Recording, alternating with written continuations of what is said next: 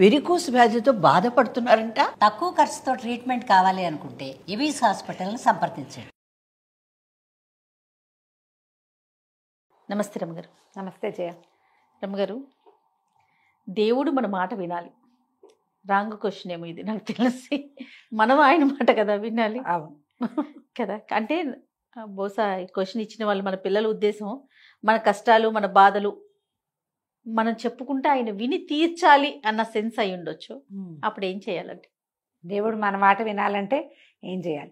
ముందు మనం దేవుడి మాట వినాలి. ఆయన్ని భక్తితో కొలవాలి ఫస్ట్, అప్పుడు కదా. సాధారణంగా ఈ ప్రశ్నలు ఉంటాయి జయ. నా మొర ఆలకించలేదు దేవుడు, అది ఇది కరెక్ట్ పదం. ఎంత ప్రార్థించానో కానీ నేను అనుకున్న పని జరగల, ఆ ప్రమాదం తప్పల, ఈ ఆరోగ్యం కుదిరి ఈ మనిషి మాకు దక్కలేదు. ఎన్నో ప్రార్థనలు చేసాం, ఎన్ని మొక్కులో మొక్కాం, ఎన్నో గుళ్ళు గోపురాలు తిరిగాం, ఈ పని కోసం ఎన్నో మొక్కులు మొక్కాం, అయినా కూడా దేవుడు మా మొర ఆలకించలేదు, ఇదే పాయింట్ వందల వేల సార్లు వింటాం.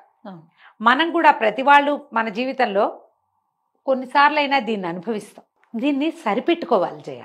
అంటే ఎట్లా అంటారు? నీకు ఒక ముళ్ళు గుచ్చుకుంది, మో దేవుడా అంటాం, ఆ ముళ్ళు తీశారు, అయ్య బాబోయ్ ఎంత ముళ్ళు అంటారు, బడపటారు నెత్తురు కారిపోతాం. వెంటనే మనకేమనిపిస్తుంది? దేవుడు లేడు, ఇప్పుడు ఇంత కాల్లో ముళ్ళు గుచ్చుకుంది, నేను గుడికి వెళ్దాం అనుకున్నా ఎలా వెళ్తాను, ఊరు వెళ్ళాలి ఎలా వెళ్తాను, నేను అదేదో పని చేయాలి, నేను ఎట్లా చేయగలను, కాళ్ళు కట్టుకట్టాలి, దీనికి కుట్లు పడ్డాయి, అదేదో చీరుకుపోయింది, ఆఫీస్లో మీటింగ్ ఉంది, లేదా మర్నాడు ప్రయాణం ఉంది, పెళ్ళుంది, పేరెంట్ ఉంది, ఇవన్నీ పోతాయి.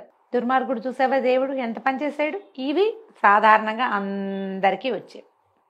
ఒట్టి పుణ్యానికి గుచ్చుకుందే, ఇప్పటిదాకా కూర్చున్నాం, చిటుక్కున ముళ్ళు పిలిచినట్టుంది, ఆ మధ్యలో నాబోటి ఓ పెద్దకే నుంచుంటుంది, పోన్లేరా నాయన కాల్లో గుచ్చుకుంది, కంట్లో గుచ్చుకుంటేను అదే, కంట్లో గుచ్చుకుంటే ఈ ప్రయాణం ఇవాళ కాకపోతే రేపొద్దున చేస్తావు, ఈ మీటింగ్ ఈ పూట కాకపోతే ఇంకో పూట, ఇలాగే కుంటుకుంటూ పోతావు ఎక్కడో చోటికి. కన్నైతే ఇది నేను ముళ్ళని చెప్తున్నా, ఏ విషయమైనా ఇంతే కదా జయ. పెద్ద యాక్సిడెంట్ అయింది, కాలు విరిగింది, ఉద్యోగం పోయింది, చదువు సంవత్సరం ఆగిపోయింది, ఇంకేమిటో ఇది, ప్రాణం పోతే నువ్వేం చేసేవాడివి? ఒక సంవత్సరం పోయింది, మొత్తానికి ప్రాణం పోతే దేవుడు మొర ఆలకించినట్ట ఆలకించనట్ట? ఇప్పుడు ఇలా సరిపెట్టుకోవాలి. బేసిక్ రూల్ చేయ ఇది.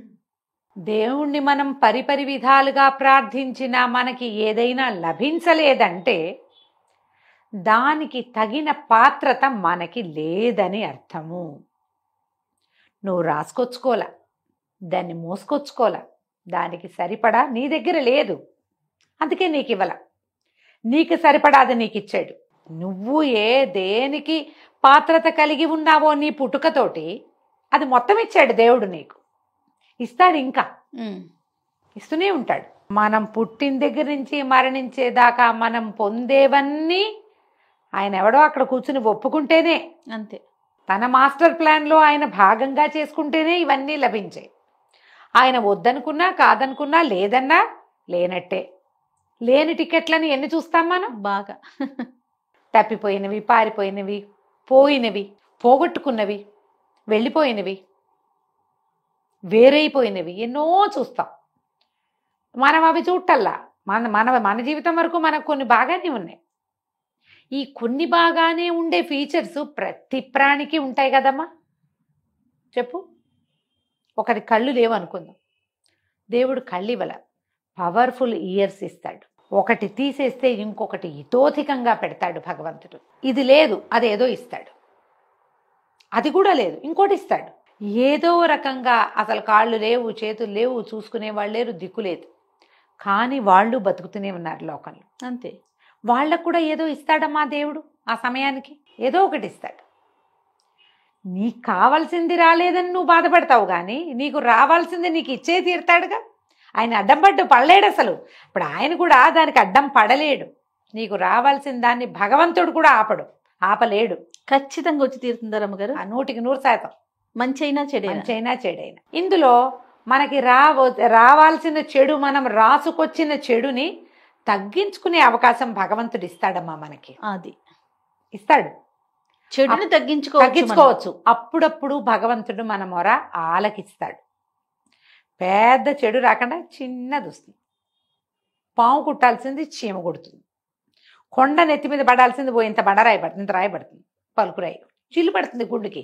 నువ్వు ఆ రాయి ఎంత పడితే చచ్చిపోతావు. నువ్వు ఇక్కడ పచ్చడి అయిపోవాలి, నువ్వు నేల కంటుకుపోవాలి. గుండుకు చిల్లు పడి 3 కుట్లో 6 కుట్లో పడతాయి. 3 రోజులు కోమాలో ఉండి 4 రోజులు హాస్పిటల్లో ఉండి తర్వాత ఎప్పుడు బయటకు వస్తాం. బద్దదే పడి ఉంటే జై హింద్. ఈ మార్పుకి మనం ఏం చెయ్యాలి? ఇది మనం అడగాల్సిన ప్రశ్న. అదే కదా. మన మొర భగవంతుడు ఆలకించాలంటే మనం ఏం చేయాలి? ప్రార్థన, సహాయం, ఈ 2 మార్గాలు. ఏది లభించినా దేవుడా నీ వల్ల ఇది నాకు లభించిందని నమ్మాలి. నువ్వు ఉన్నావని నమ్మాలి. భగవంతుడు అనేవాడు ఒకడున్నాడు. తెల్లవారి నిద్రలేచి ఒక దండం, ఒక ముద్ద అన్నం తింటూ ఒక నమస్కారం, ఓ 10 రూపాయలు వస్తే ఓ నమస్కారం, ఇది అవసరం. ప్రార్థన మొదటిది. రెండోది సహాయం. నీ వల్ల అయిన మాట సాయమో, పని సాయమో, డబ్బు సాయమో, చేతి సాయమో ఏదో ఒకటి చెయ్యి.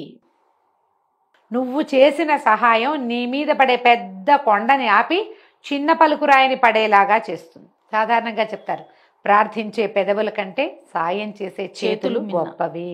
కానీ సాయం చేసే చేతులున్న ప్రతివాడు ప్రార్థించే పెదవిని ఉంచుకుని తీరాలంటాను నేను. ప్రార్థించాలి వాడు. నువ్వు సహాయం చెయ్యి, నేను చెయ్యొద్దంటలేదుగా. దాంతోపాటు ప్రార్థన మాత్రం ఎందుకు చేయకూడదు నువ్వు? అదే కదా. ఒట్టి ప్రార్థన చేసి ఉండిపోవద్దు. ఇది చేసి అది చేయమంటున్నా. సహాయంతో పాటు ప్రార్థన కూడా చెయ్యి.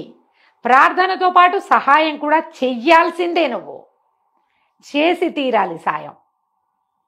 పెద్ద ప్రార్థన వాడిలాగా గంటల తరబడి కాకపోతే ఒట్టిగా నామం, దేవుడి నామం, భగవంతుడు ఉన్నాడని నమ్మి ప్రవర్తించు, అది చాలుగా.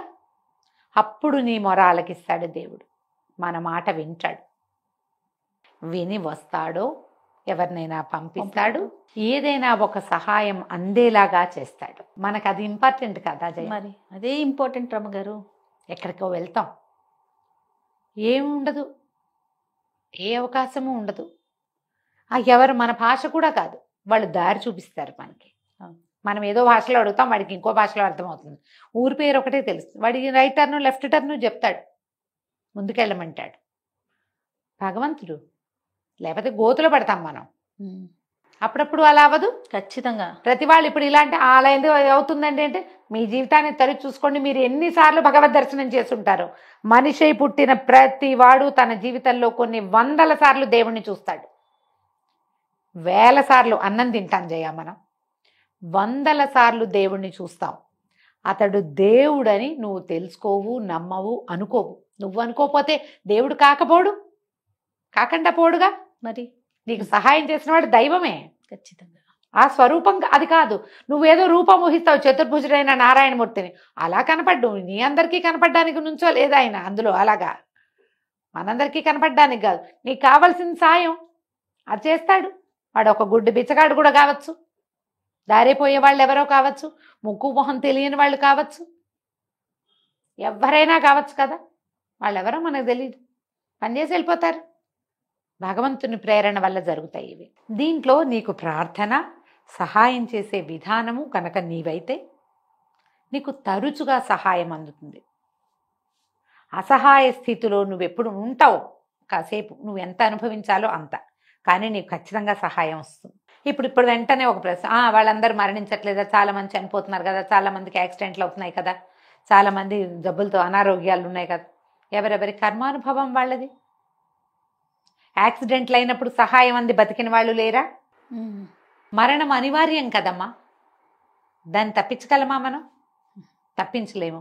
ఇప్పుడు ఎర్లీగా 10 ఏళ్లకో 14 ఏళ్లకో 12 ఏళ్లకో 25 ఏళ్లకో అన్ని చేతికి అందే సమయంలో మరణిస్తారు కొంతమంది. వాళ్ళ కర్మానుభవాలు. వాళ్ళు ఎవరో మరణించారని మనం ప్రార్థించడం మానేస్తామంటే ఎలాగా? నువ్వు అన్నం తింటాం మానవు, గాలి పీల్చటం మానవు, ప్రార్థన మాంతే ఎట్లా? నువ్వు తినడము, గాలి పీల్చటము, బతకటము లాగానే ప్రార్థన. అంత సహజమైంది. అలా చేయాలి దాన్ని. నువ్వు అట్లా నమ్మాలి భగవంతుణ్ణి. సహాయం కూడా అలాగే చేయాలి, సహజమైన క్రియగా. నేను చేశానని డబ్బు కొట్టుకోవద్దు. ఇప్పుడు ఇదంతా నాకే లభించాలి, సహాయం చేసిన క్రెడిట్ కోసం ఆలోచించద్దు. సాయం చేసి వెళ్ళిపో. వాళ్ళకి కావాలి చేసి అంతే. ఆ సహాయం అదేదో ప్రమాణమైన క్రియ, దీనివల్ల దేవుడు మెచ్చుకుని నాకు టికెట్ ఇస్తాడు, అది ఇస్తాడు, నాకు అదేదో ఇవంతా ఆలోచించద్దు. అది పనికిరాదు. అది క్యాజువల్గా చేయాలి. అది చేస్తే నీ మాట దైవం వింటాడు. దైవాన్ని వినిపించే ఏకైక ప్రక్రియ ఇదే. అంతే. ఏ మాట అయినా వింటాడమ్మా ఖచ్చితంగా. మనకు అది రావాలిగా. వినిపించటం వచ్చి రావాలి, వినిపించడం వచ్చి ఉండాలి. నేను చెప్తున్నా కదా, ఊపిరి పీల్చుకున్నంత సహజంగా మీరు ప్రార్థించడం నేర్చుకోండి. దానికి స్వరూపంతో పని లేదు, ప్రార్థన అంతే. మనము కాని ఒక అతీంద్రియమైన అద్భుతమైన దైవికమైన శక్తి ఉంది. దానివల్లే మనం నడుస్తున్నాం. అదే మనని చేసి ఉంచుతోంది ఇక్కడ. అది నమ్మితే చాలు. తప్పకుండా రమ్మగారు. ఈ 2 చేయండి, దేవుడు మీ మాట వింటాడు చక్కగా. నమస్తే అండి. నమస్తే.